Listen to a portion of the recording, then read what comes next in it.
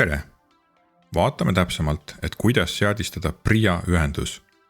Ühenduse loomine ei tähenda, et PRIA saaks kuidagi abimasina andmetele juurdepääsu. Ühendus on vajalik selleks, et abimasin saaks hakata andmeid PRIA poolelt küsima. Seega on tegemist täiesti ohutu tegevusega ja ühenduse saab soovi korral ka iga hetk katkestada. Alustuseks tuleks liikuda PRIA alamlehele ja siin valida seadista ühendus.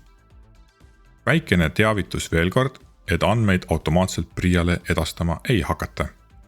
Seejärel tuleks valida meelepärane isikutuvastuse meetod.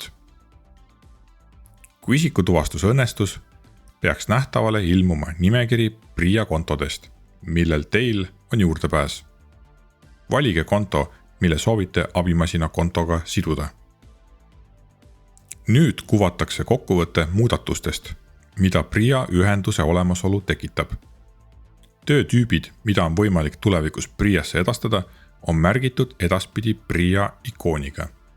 Ning PRIA menüü jaotusesse tekkisid uued valikud andmete võrdlemiseks ja hiljem ka sünkroniseerimiseks.